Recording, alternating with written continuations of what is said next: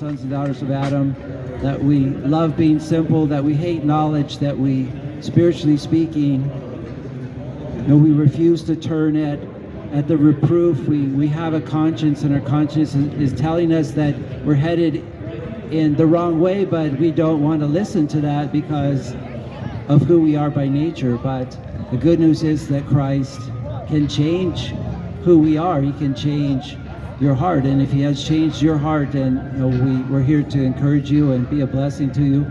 If you're still walking in a way that is, as he says here,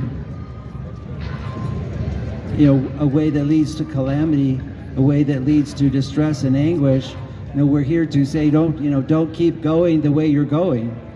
If you're headed for a cliff of destruction, the only loving thing to do is say, stop, turn around, don't go any further down that path.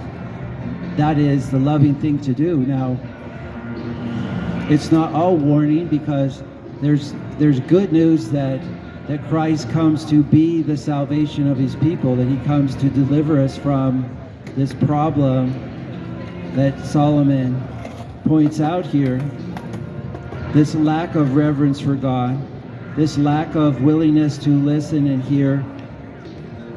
Christ himself came, and he's the perfect Son of God. He's the perfect teacher. He's the perfect evangelist, and they rejected him and hated him. And so it's not a problem of just the evangelist, and none of us is perfect in our proclamation of Christ, but the problem is with the hearer too. The problem is with the fact that, as it says here, we love being simple, we delight in scoffing, we hate knowledge. That's the natural state of fallen mankind. It says there's none righteous, none who understands, none who seeks after God.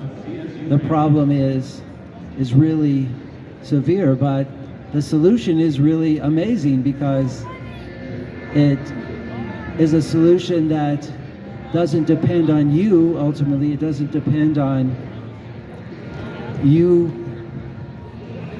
being the source of your own help, or being the source of your own salvation.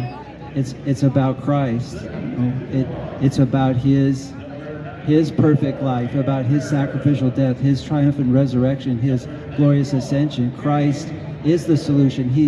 It's through faith in Christ that you can be ready for the day of judgment, that you can be ready for whatever comes in your life.